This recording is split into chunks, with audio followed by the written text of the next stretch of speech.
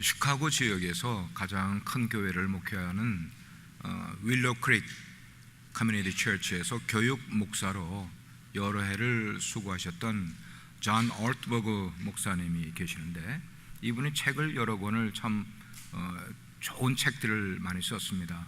근데 그분의 책 가운데 하나가 이런 책이 있어요. Everybody is normal until we get to know them. 이걸 직역하게 되면은 우리가 서로를 알기 전까지는 정상이다, 그런 말이에요. 우리가 서로 알기 전까지는 정상이다. 그 말은 뭐예요? 서로를 알아가고 나면은 뭐라는 거예요? 뭐라는 거예요? 비정상이다는 말이죠. 그 말 하기 싫죠. 다 그렇단 말이에요. 우리가 서로를 알아가기까지는 정상인데, 서로를 알고 보니까 우리들의 삶 가운데, 사람들의 삶 가운데 비정상적인 부분이 굉장히 많이 있다는 것을 우리는 인정해야 돼요.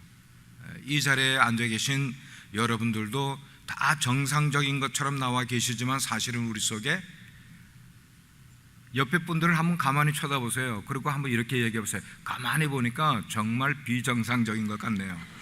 한번 말씀해 보세요. 옆에 분들하고. 예?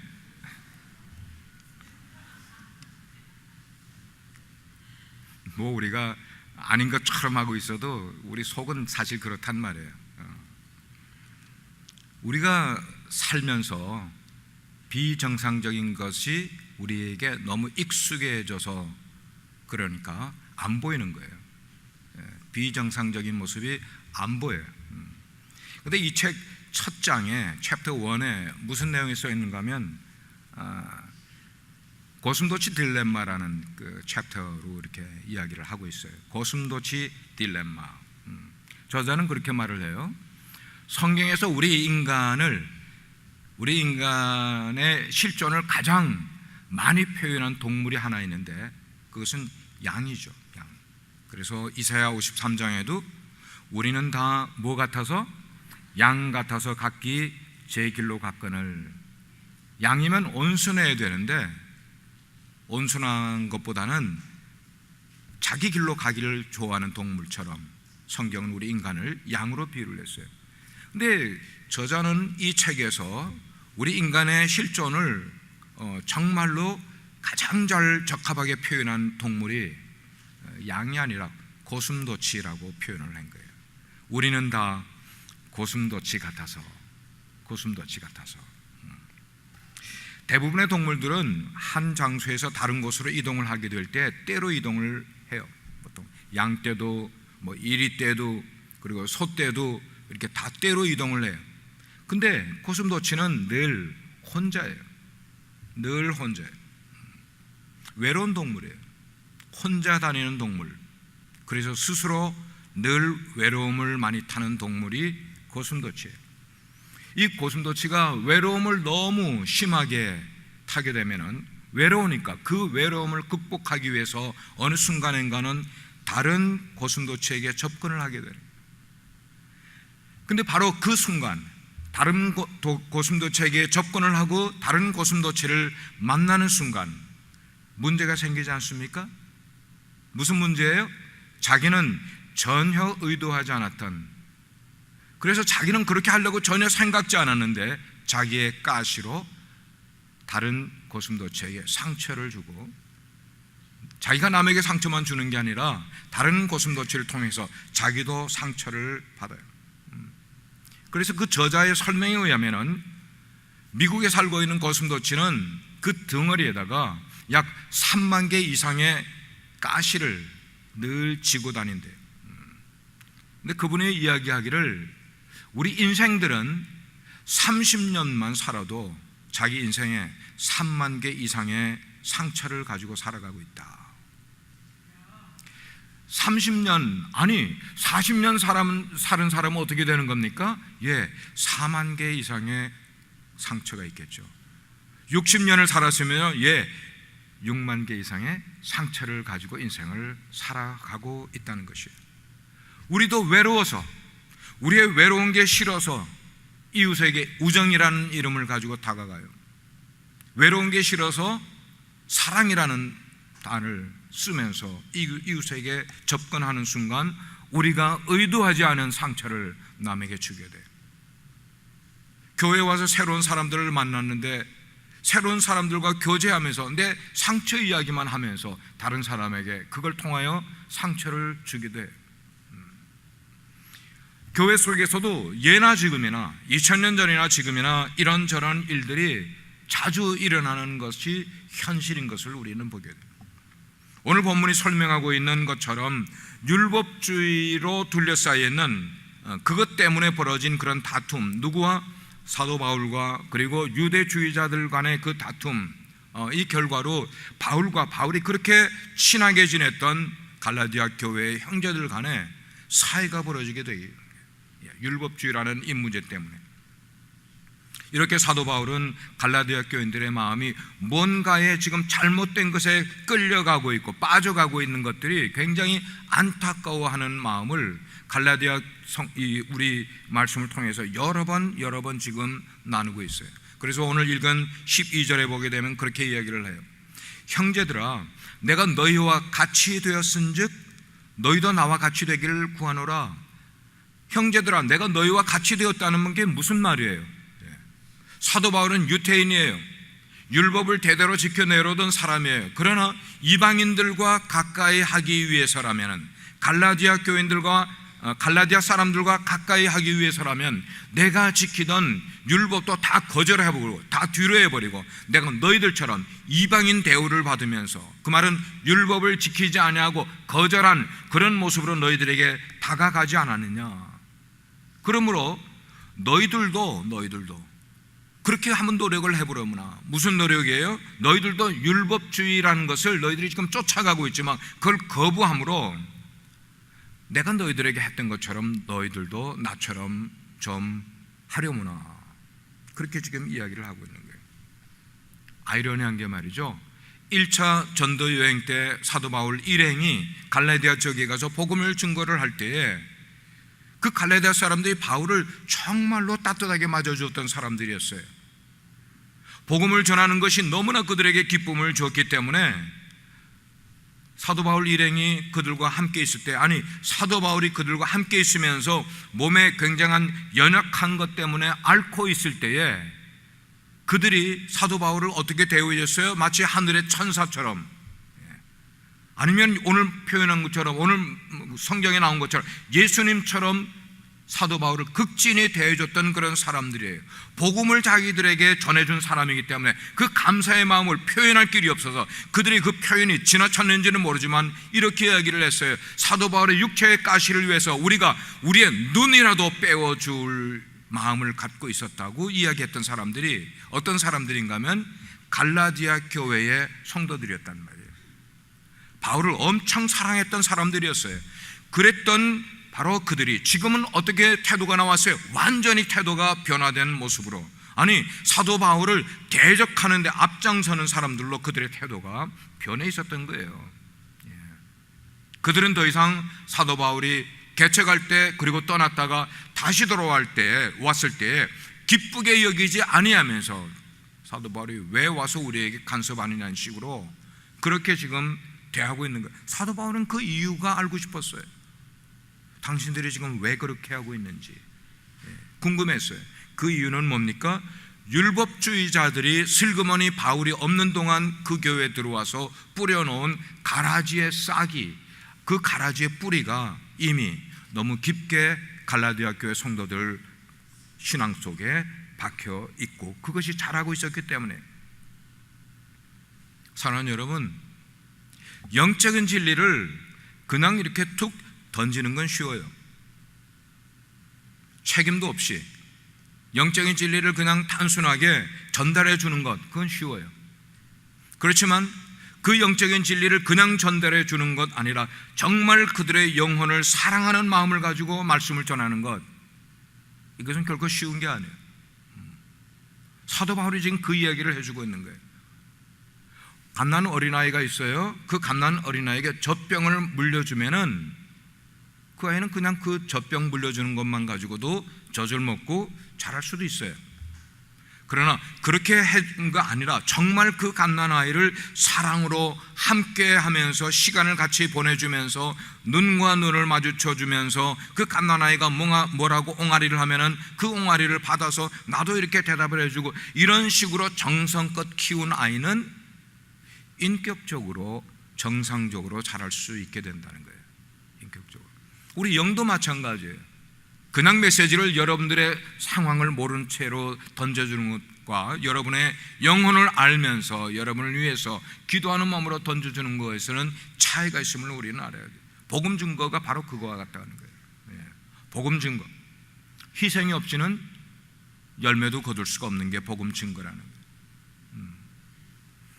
이번에 마이애미 지역에서 가진 그 연합부흥회를 통해서 말씀을 전하는 저에게 새로운 기쁨이 있었어요. 새로운 기쁨이라는 것은 이전에 어느 한 교회에 가서 말씀을 전했을 때 하고 이번에는 연합 집회였기 때문에 저에게 새로운 기쁨이었다는 거예요. 장로교, 감리교, 순복음교, 침례교가 다 어울려서 집회를 가지는, 설교자의 가장 커다란 기쁨은 다른 게 아니에요. 내가 하나님의 말씀을 전할 때에 말씀을 들은 자들이 하나님의 은혜 속에 들어가는 것을 볼 때에 이게 가장 기뻐요. 이게 설교자의 가장 기쁜 순간이에요. 그들이 하나님의 은혜 속으로 들어가는 모습이 그들의 눈동자에서, 그들의 얼굴 표정에서, 그들의 태도에서 드러나게 될 때, 그리고 집회를 마치고 나가게 될 때 그들이 어떤 식으로 반응하느냐에 따라 이게 보이는 거예요.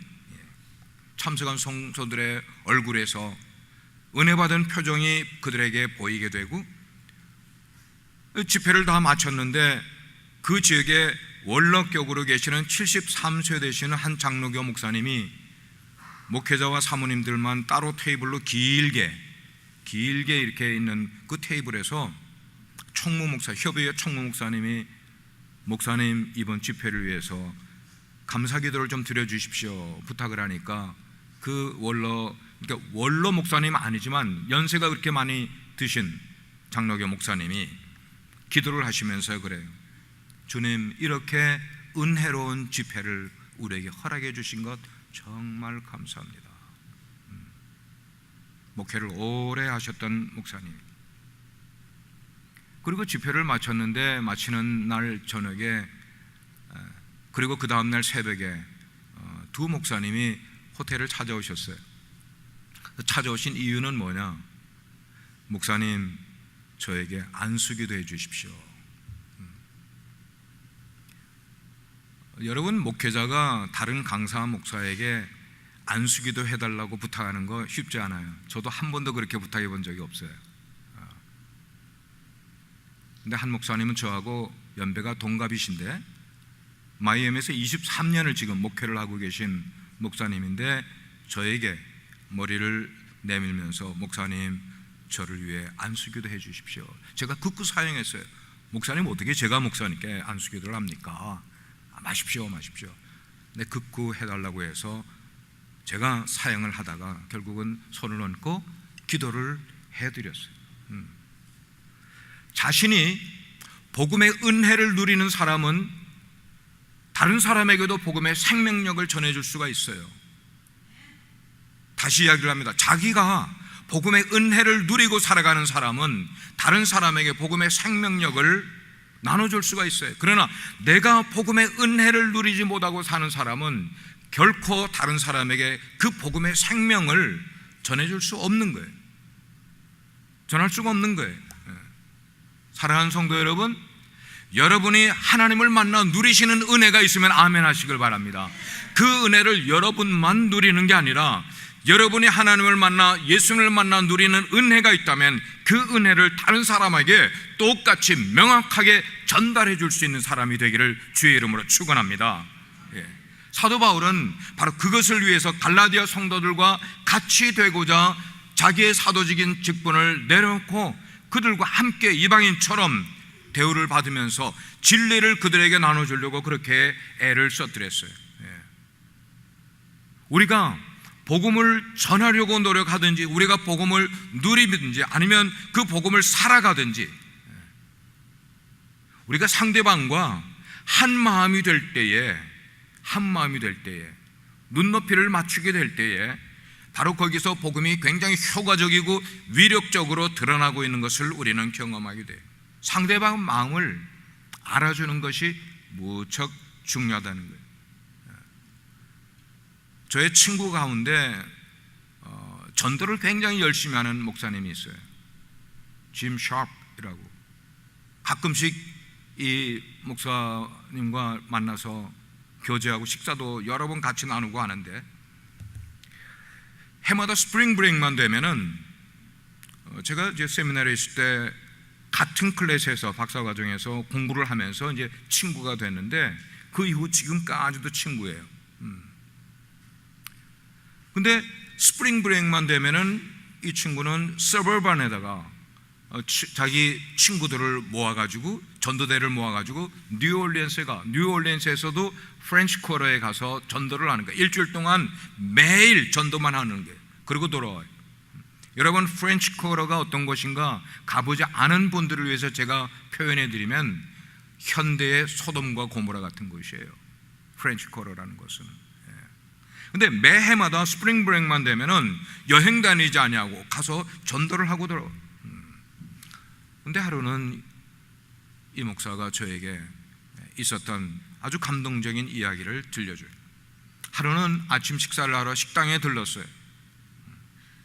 식사를 하러 들어가 앉았는데 웨이트리스가 와서 주문을 받아야 되는데 웨이트리스가 오지도 않아. 5분을 기다렸는데, 식당에서 5분 기다리는 게 쉽지가 않잖아요. 기다렸는데 뭐 메뉴도 갖다 주지도 않고 아무도 어텐드를 안 해. 그래서 좀 뿔이 났어요. 근데 이제 결국은 주문도 받고 음식이 왔는데, 음식을 내가 이렇게 주는 것도 그냥 음식을 마치 내 팽개도 치는 것처럼 그냥 토독토독 이렇게 하고 음식을 서브하고 이렇게 돌아갔어요. 미국 사람들 자존심 굉장히 강하잖아요. 그래서 매니저를 불러서 좀 따지고 호통을 칠까라고 생각을 했는데, 갑자기 이 목사님에게 생각이 팍 들어오는데, 무슨 생각이 들었냐, 저 분에게, 저 웨이트리스에게 내가 모르는 무슨 일이 있을지 몰라 라고 생각이 들었던 거예요. 그래서 잠깐 그 시간에 기도를 했대요. 그랬더니 마음이 좀 가라앉아서 음식을 그렇게 들게 됐어요. 자, 식사를 다 마치고 나서 그리고 팁을 놔야겠는데, 이 친구는 제가 알아요. 팁을 참 후하게 줘요. 6불짜리 7불짜리 브렉퍼스트를 우리가 캐피테리아에 가서 먹고도 이 친구는 자기 몫으로 3불을 넣는 사람이야. 그래서 자기 속에 이제 3불을 넣을까 생각을 했는데 성령님이 이야기를 하는 거예요. 적다 그러더래. 그럼 4불을 넣을까요? 또 적다 그러더래. 5불요? 이렇게 가는데 성령님이 자기에게 10불을 내라고 그러더래. 10불. 뭐 아침인데 오래전 이야기인데 뭐 음식값이 얼마나 됐겠어요? 10불을 넣으라. 그러니까 성령님께 이렇게 알규를 하는 거예요. 성령님 보셨잖아요. 저 자매가 저에게 어떻게 대우하는 거, 팁을 3불만 놔도 충분할 사람인데요 라고 이야기를 했어요. 그랬더니 10불을 넣으라고 그래요. 그래서 성령님께 순종한다 생각을 하고 의지적으로 지갑에서 10불을 꺼내서 테이블에 딱 놓고 그 식당 문을 나오려고 딱 나서는데, 뒤에서 그 자매가 쫓아오면서 손님 이거 팁이 아니지요? 팁인데요. 아니 어쩌자고 이렇게 많은 팁을. 그래서 이 친구 목사가 이야기하기를, 제가 가만히 자매님을 보니까 무언가 내가 알지 못하는 어려움을 속에 갖고 있는 것 같았어요. 무언가 속에 힘든 문제를 갖고 있는 것 같았어요. 그래서 내가 팁을 조금 더 주면은 자매님에게 오늘 기쁨이 생겨서 기쁘게 하루 종일 일을 할 수 있지 않을까, 그런 생각으로 제가 드렸어요. 그랬더니 그 이야기를 듣고 있던 자매가 문 앞에서 얼어버린 것처럼 그 자리에 서서는 몇 초 지나기 전에 눈물을 툭툭툭툭 흘리더래요. 손님, 제가 너무 무례했었죠? 제가 제대로 서브도 하지 못했잖아요. 사실은 제가 어젯밤에 이혼을 당했어요. 제 남편이 어젯밤에 집을 나갔어요. 이 친구 목사가 그 자매를 데리고 이리 오시라고, 앉으시라고. 사실 나는 목사인데 자매를 위해서 기도를 해주고 싶은데 기도해도 되겠어요? 물론이죠, 목사님. 기도해 주세요. 기도하기 전에 복음을 전했어요. 이 친구는 요즘도 같이 이렇게 한인 식당에 가도 그냥 보는 사람에게 당신 왜 사는지 알고 삽니까? 뭐 이런 질문하는 사람이에요. 아주 느닷없이 이제 복음을 전하는 사람이에요. 그래서 이야기를 하기를, 누구든지 자매님처럼 이런 일을 인생에서 겪을 수가 있지만, 그러나 모든 사람이 나를 다 배신하고 모든 사람이 내 곁을 다 떠난다 할지라도 자매님과 함께 영원히 함께 해줄 수 있는 분이 한 분 계세요. 그분이 하나님의 아들 예수 그리스도라는 분이세요. 그래서 그분에게 복음을, 뭐 이야기를 더 하려면 더 하지만 여기서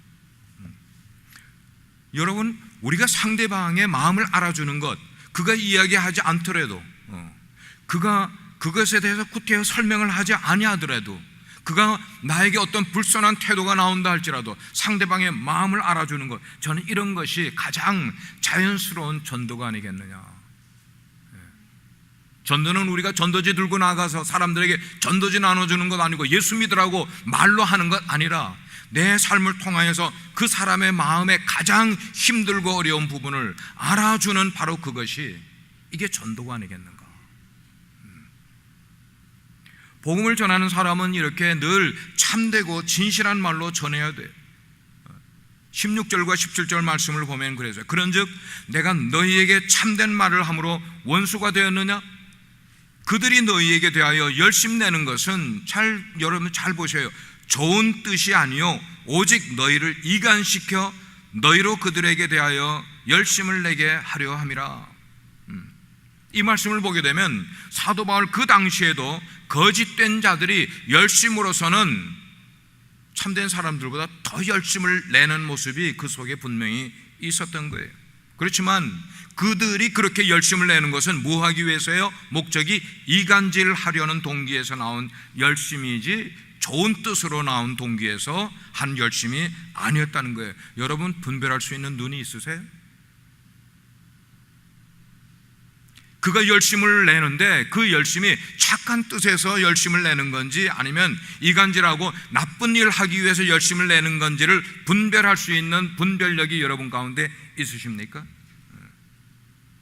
여러분, 누군가의 마음을 빼앗는 것이 쉬운 일일까요? 어려운 일일까요? 무척 어려운 일이죠.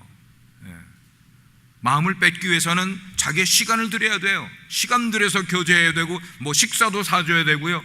아니면 가머니설로 그 사람의 마음을 사기 위해서 이런저런 이야기로 그에게 가까이 하면서 이야기를 해줘야 그게 그 사람의 마음을 뺏을 수 있는 거예요. 아무나 할 수 있는 게 결코 아니란 말이에요. 나쁜 마음을 품은 사람이 자기의 목적을 달성하기 위해서 그렇지 않은 사람보다 더 열심을 낼 수 있는 것, 우리는 인생을 많이 살면은 이 정도는 알고 인생을 구분하며 살 수 있어야 되는 거예요. 그렇지만 그와 반면에 진실한 말은 사람들에게 우선은 반발을 받을 수도 있어요. 우선은 진실한 말을 하게 될 때 사람들이 싫을 수도 있어요. 왜? 그 진실한 말이 듣는 사람에게 항상 좋은 얘기만은 아니지 않습니까? 진실한 말 속에는 뼈가 있는 말도 있고 가시가 되는 말도 있기 때문에. 그렇지만 진실한 말을 그렇게 하게 될 때에 때로는 그렇게 진실한 말을 하는 사람이 관계에서 손해를 볼 수도 있는 거예요. 그러나 진실한 말은 진실하게 듣는 사람에게 워킹이 되는 거예요. 그렇습니다. 우리가 복음을 전할 때 그 복음이 진실한 것일 때에, 그 진실을 전하게 될 때에는 거기에는 사랑이 필요하고 때로는 반대로 희생도 그 속에 필요한 것임을 우리는 알아야 돼요.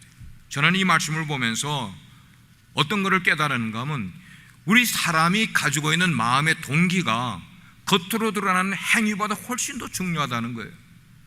다시 이야기를 드려요. 우리 속에 가지고 있는 동기가 겉으로 드러나는 행위보다 훨씬 더 중요하다. 동기는 나쁘면서 행위는 좋은 행위로 비칠 수 있어요, 없어요? 있단 말이에요. 우리가 정말 사람을 깊이 교제하려면은 늘 겉으로 드러나는 행위만 보고 쫓아가는 것 아니라 늘 우리 속에 있는 동기가 어떤 것인지를 살펴야 되는 거예요. 사도 바울처럼 우리는 참된 말로 늘 복음을 증거해야 그 참된 말을 들은 사람이 그거를 깨닫게 되고, 그러나 참된 말이 처음에는 거슬리게 들릴지 모르지만 이것이 시간이 지나게 되면 진짜인지 틀린 말인지 시간이 지나면 드러나게 되어 있는 거예요. 우리가 좋은 약을 처방받게 될 때에 그 처방받은 것이, 약은 처음에는 먹으면 써요. 그러나 그 약을 먹은 사람은 그 약이 우리 속에서 들어가 효력을 발휘하기 시작을 한다는 거예요. 믿으시면 아멘 하시기 바랍니다. 우리가 복음을 들을 때에 옛날에 복음이 아니라 할지라도 교회를 다니지 못해서 복음을 듣지 못한 사람들도 옛날 사람들이 그 문자 쓰는 걸 좋아하잖아요. 집에 들어가면 뭐예요? 진리는 뭐다 그래요? 쓰다. 이게 진리는 쓰다. 왜? 진리는 약이기 때문에.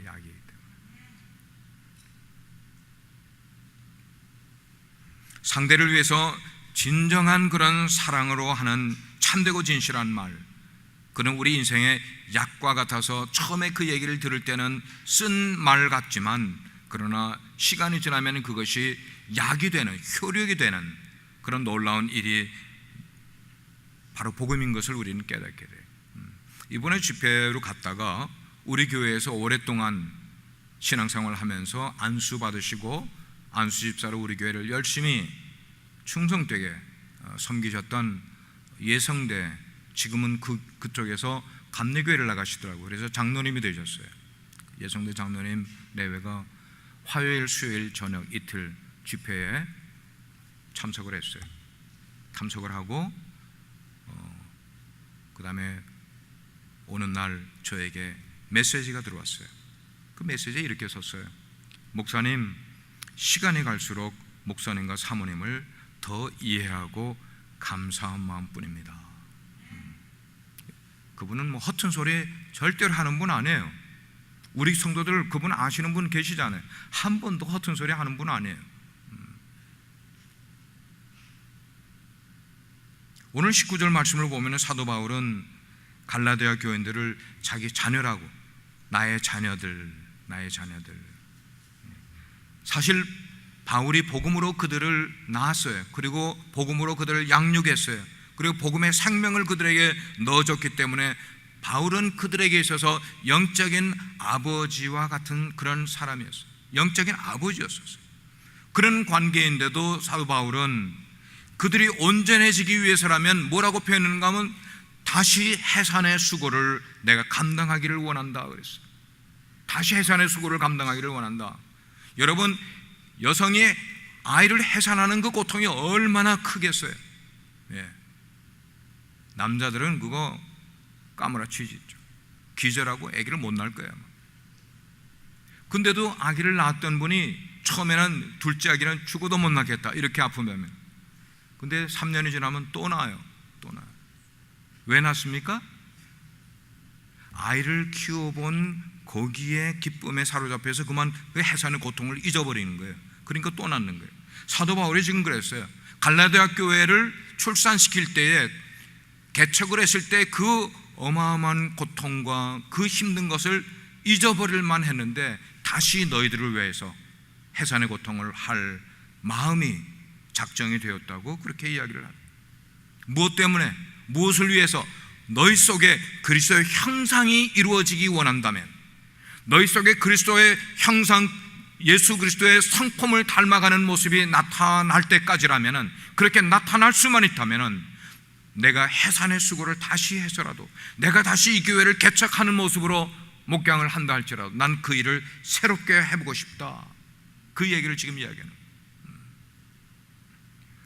우리가 신앙생활 하는 것 여러분 똑바로 한번 들어보시길 바래요.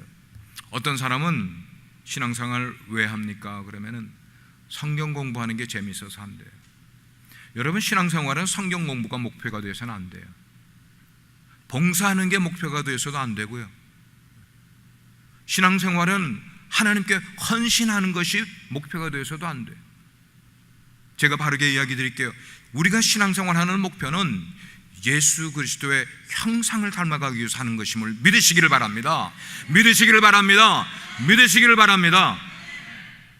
딴 거 안에 우리가 딴 거 붙들다가 엉뚱한 대로 끌려다니지 말고 내 속에서 예수 그리스도의 형상이 드러나기를 위해서 신앙생활하는 우리가 되어야 돼요. 세상에 어떤 사람이 해산의 수고를 좋아할 사람이 어디 있겠어요? 이분 여성들도 해산의 수고 정말 다시 맛보기 싫은 그런 고통이에요. 그렇지만 복음을 전하는 자는 그 해산의 수고를 통하여서라도 내가 양육하고 있는 성도가, 아무개 형제가 자매가 그리스도의 형상으로 변화되는 모습을 볼 수만 있다면 그 모든 고통을 감수하려고 하는 그런 모습, 천하보다 귀한 그 한 영혼이 거듭나고 성장해가고 그가 또 다른 사람에게 생명을 전달해주는 사람으로 그렇게 자라가는 수고와 희생을 감당할 수 있는 사람이라야 복음의 사람이라고 말할 수가 있는 거예요. 오늘의 말씀을 결론을 맺겠어요. 복음을 전파한다는 것은 인격과 인격의 만남, 바로 그것을 통해서 이루어지는 것임을 우리는 알아요. 그리고 그 과정 속에는 분명히 고통도 있어야 되고 갈등도 있고 수고도 있고 땀도 있고 그리고 희생도 있어야만 복음이 사람들에게 바르게 전파된다는 것입니다. 그래서 예수님 안에서 새로 태어난 영혼은 마치 뭐와 같는가 하면 마치 갓 태어난 베이비와 같아. 그 베이비는 막 다뤄서는 안 돼요. 정말 섬세한 손길로 새로 믿은 사람들을 다뤄야 돼요. 우리가 그렇게 새로운 사람들을 다룰 필요가 있음을 말씀드리는 거예요. 바로 그 일. 그래요. 한 영혼을 구원하고 그리고 그 영혼이 예수 그리스도의 형상을 이루어가는 모습이 될 때까지 해산에 수고하고 그리고 그 일을 위해 헌신하는 일을 마다하지 않는 저와 여러분 되기를 주의 이름으로 축원합니다. 같이 기도합니다. 하나님, 우리가 복음을 전파할 때에 거기에서 정말 참된, 거짓이 아닌 참된 모습이 우리에게 필요합니다. 우리가 그렇게 복음을 깨닫고 복음을 통하여 거듭나게 되면 이젠 그리스도의 형상을 닮아가는 모습이 우리 가운데 있어야만 되겠습니다. 주님, 우리를 그렇게 이끌어 주옵소서. 예수님의 이름으로 기도합니다. 아멘.